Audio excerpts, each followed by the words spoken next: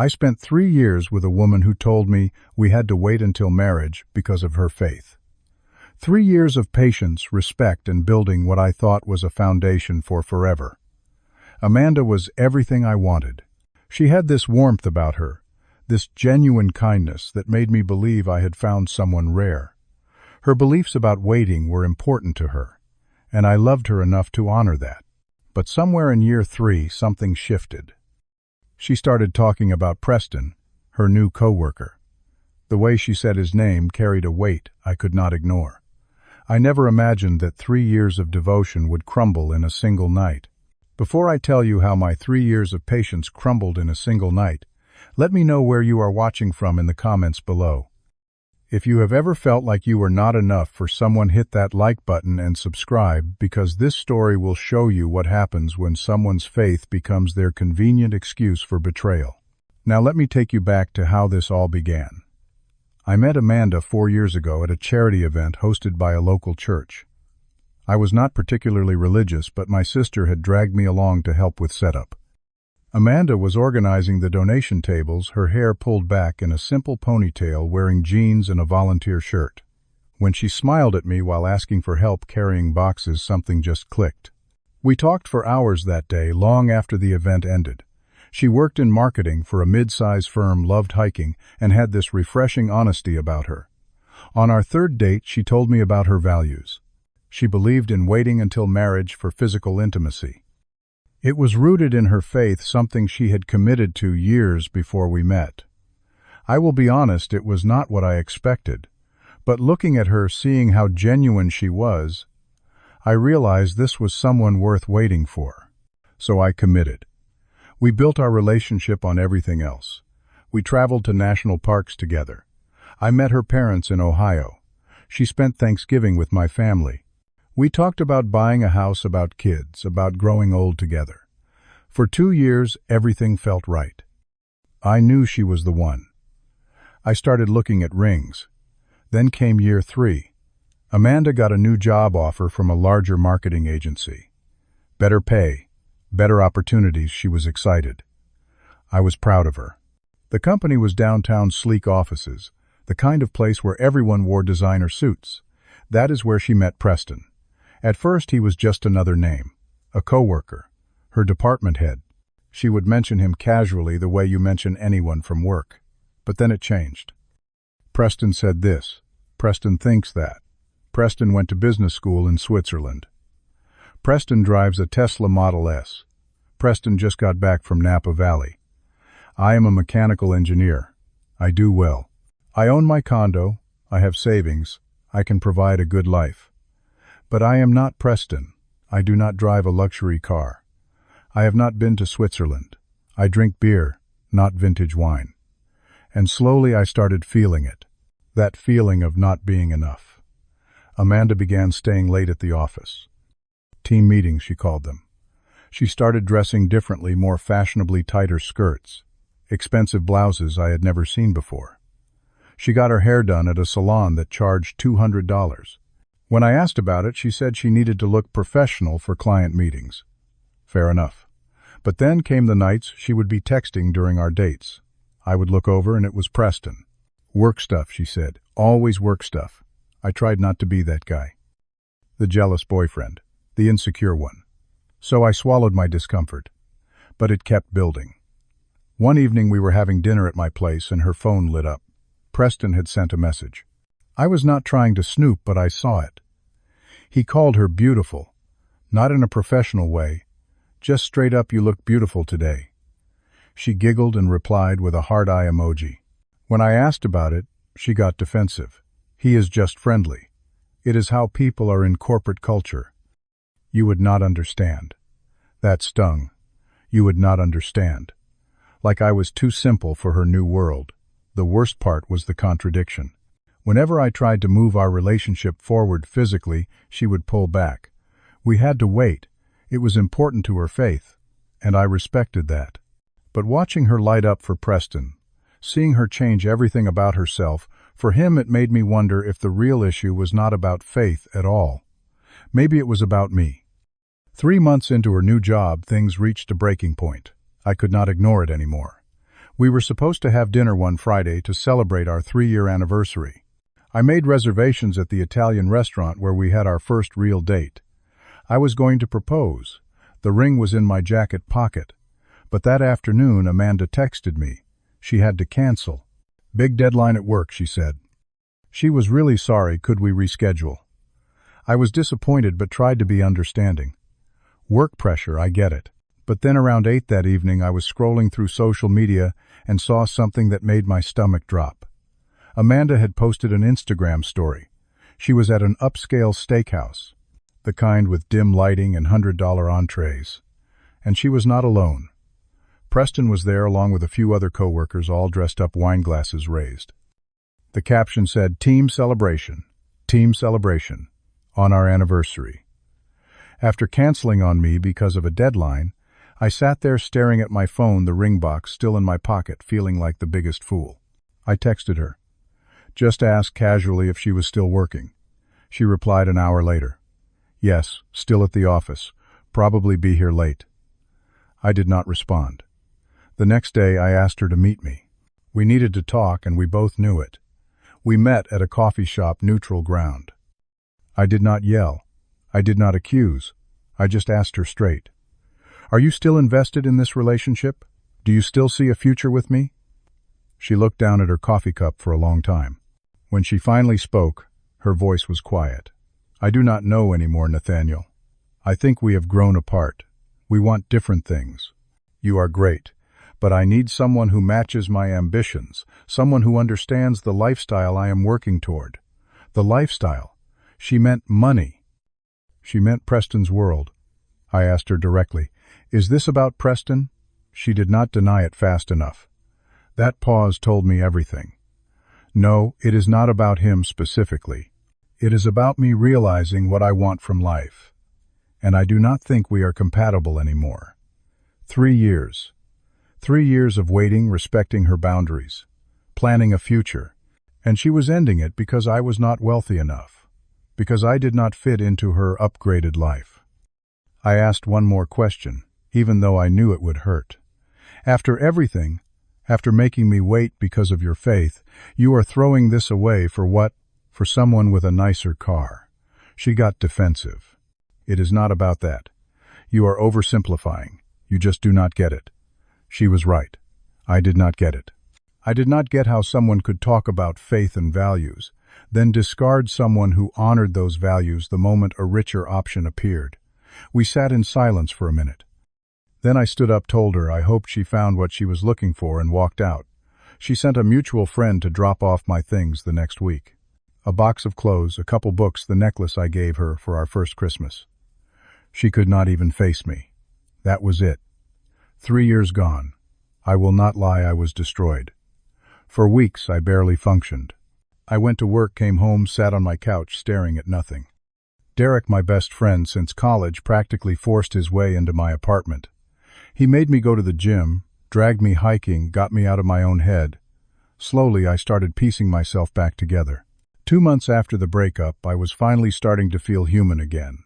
I had thrown myself into work, picked up a new certification program, started running in the mornings.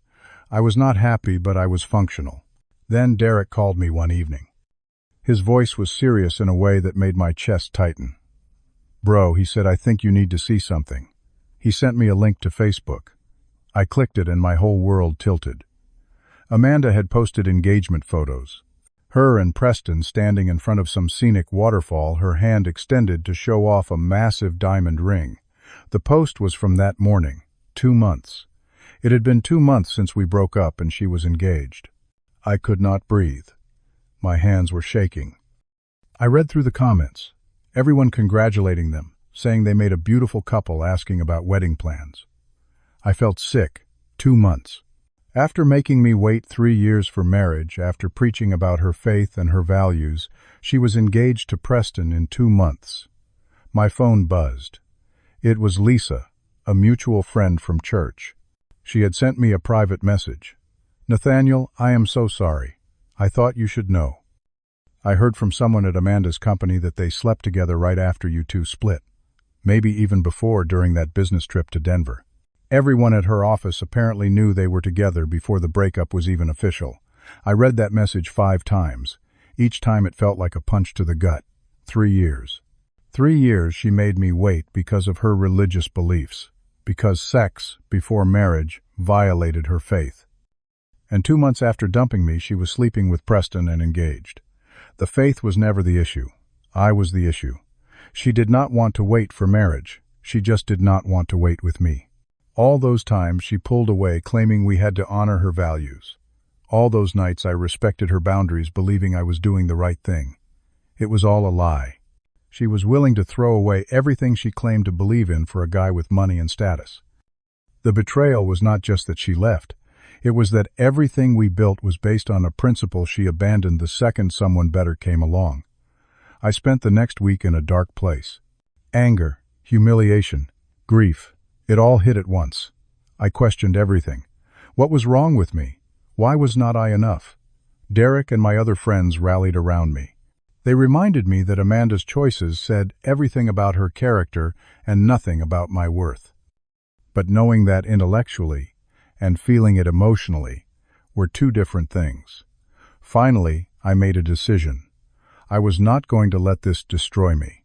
I refused to give Amanda that power. I doubled down on everything. I got serious about my fitness. I enrolled in an advanced engineering course. I started volunteering at a nonprofit that built clean water systems in developing countries. I traveled to Costa Rica for a solo trip. I focused on becoming the best version of myself, not for anyone else, but for me. 4 months after seeing those engagement photos, I was in a completely different headspace. I had found clarity. The anger had faded into something calmer, acceptance maybe. I understood now that I had dodged a bullet.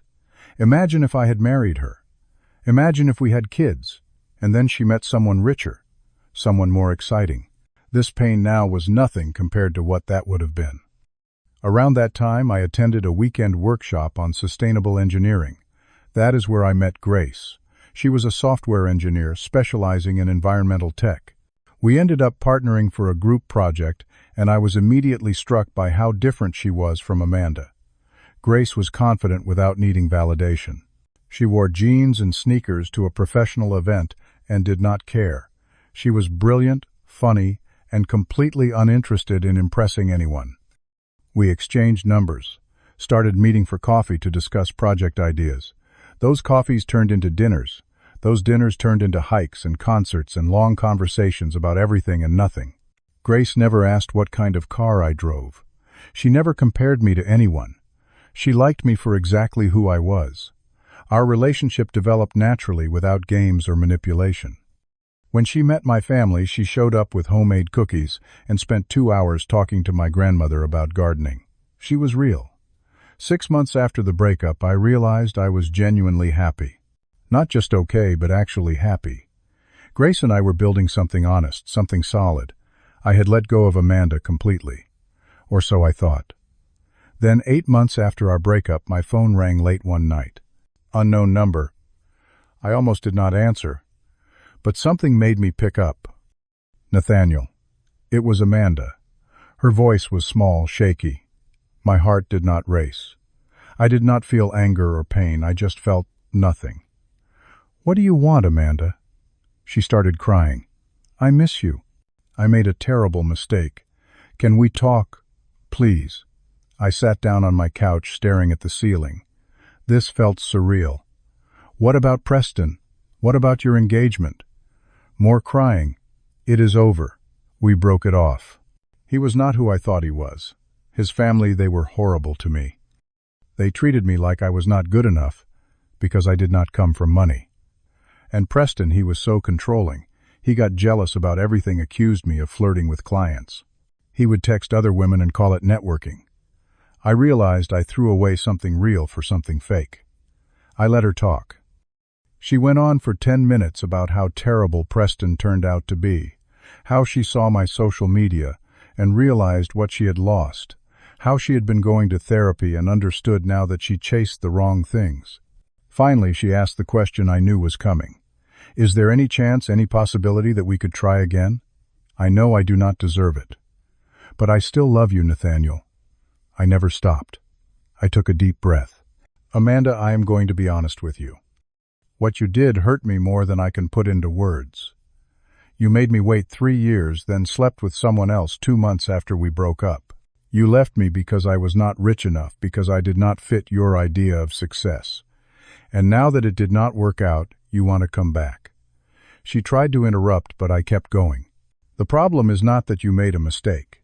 People make mistakes. The problem is why you made it. You did not leave because we were incompatible. You left because you saw someone with more money and status, and you thought that would make you happier. That tells me everything I need to know about what I meant to you. She was sobbing now. I know. I was shallow and stupid. But I have changed. I see what matters now. Maybe you have, I said. But I have changed too. I am not the same person who would have taken you back out of loneliness or nostalgia. I have moved on, Amanda. I am seeing someone, and she is everything I did not know I needed. Someone who values me for who I am, not what I have. There was a long silence. You have a girlfriend. Yes. More silence. Then quietly, is she better than me? She is different, I said. She is honest. She does not play games. She makes me feel like I am enough exactly as I am. That is something you never did. Amanda cried harder, said she understood, said she was sorry for calling. Before she hung up, she whispered, I really did love you, you know. I believed her in a way. But it did not matter anymore. I hung up, blocked her number, blocked all her social media. Not out of anger, but out of self-preservation. I did not need that door left open. Grace came over later that night. I told her about the call. She listened without judgment, then asked how I felt. I told her the truth. I felt free. Free from the person who made me feel inadequate. Free from 3 years of feeling like I had to prove my worth. Grace smiled, took my hand, and said, You never had to prove anything. Not to me, not to anyone. That was the moment I knew I was exactly where I was supposed to be. A year after the breakup, Grace and I got engaged. It was nothing fancy. We were on a camping trip sitting by a lake at sunset, and I just asked her. No elaborate plan, no expensive ring. At first, we picked that out together later. Just me asking the woman I loved if she wanted to build a life together. She said yes before I even finished the sentence. Derek told me later that Amanda had tried to reach out to him asking about me, wanting to know if I was happy. He told her the truth, that I was engaged, that I had moved on completely, and that she should do the same. I appreciated that he did not sugarcoat it. Amanda needed to understand that chapter was closed. Looking back now, I do not hate Amanda. I do not even think about her most days. What I feel is gratitude. Gratitude that she left before we got married, before we had kids, before I was legally tied to someone who valued status over substance. She did me a favor even if it did not feel like it at the time. I learned something crucial from those 3 years. When someone truly loves you, they do not make you feel like you are not enough. They do not compare you to others, or keep you waiting while they explore better options. Real love is not about what you drive or where you vacation or how impressive you look on social media. It is about showing up, being honest, and choosing each other every single day, even when it is not exciting or glamorous. Amanda did not leave me because of my faith or lack of ambition. She left because she thought she could do better. And when that better turned out to be worse, she wanted to come back to the safe choice. But I was not anyone's backup plan. I deserved to be someone's first choice, and Grace proved to me that those people exist. The biggest betrayal was not that Amanda slept with Preston. It was not even that she lied about her religious reasons for waiting. The real betrayal was that she made me spend 3 years questioning my worth, 3 years feeling like I had to earn her commitment, only to throw it all away for someone flashier. She taught me that some people will hold you to standards they will never hold themselves to, and that is not love. That is manipulation. I never got those 3 years back. I cannot reclaim the time I spent wondering what was wrong with me, why I was not enough. But I got something more valuable. I got myself back. I found someone who loves me without conditions, without comparisons. I built a life based on authenticity instead of pretense. Sometimes people ask if I would do anything differently. Honestly, no. Every moment of that pain shaped who I am now. It taught me to recognize red flags, to trust my instincts, to understand that patience is only valuable when it is mutual. It showed me what I do not want, which helped me recognize what I do want when it finally showed up. If you are in a relationship where you constantly feel like you are not enough, where your partner keeps moving the goalposts or comparing you to others, I want you to hear this. It is not you, it is them. Someone who truly values you will not make you jump through hoops to prove your worth. They will see it from day one and hold on to it. Do not waste years trying to convince someone to choose you. Find someone who cannot imagine choosing anyone else. Amanda taught me what I did not want.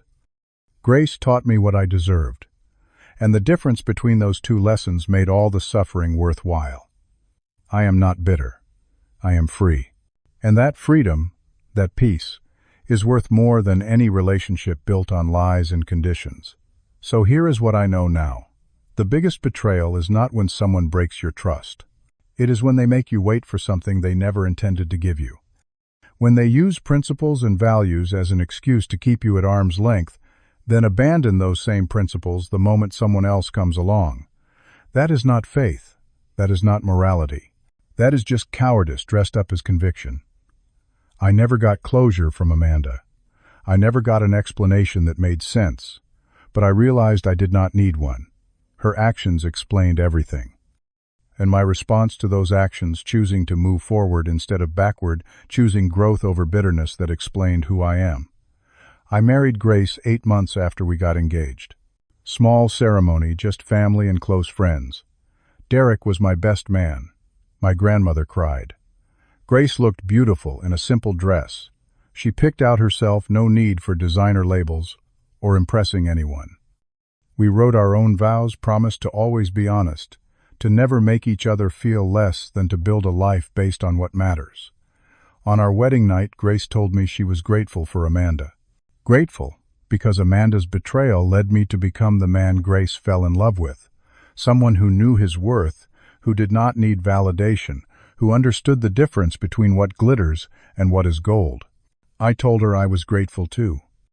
Because sometimes the worst thing that happens to you leads you to the best thing that ever could. Now I want to hear from you. Have you ever been in a relationship where you felt like you were not enough? Or have you watched someone you care about go through something like this? Drop your story in the comments. Hit that like button if this resonated with you. Subscribe because I will keep sharing real stories about real struggles and how we overcome them. Share this with someone who needs to hear that they deserve better than being someone's backup plan. Thank you for listening to my story. I hope it reminds you that walking away from the wrong person is how you make room for the right one. You deserve someone who chooses you first every single time. Take care of yourselves out there.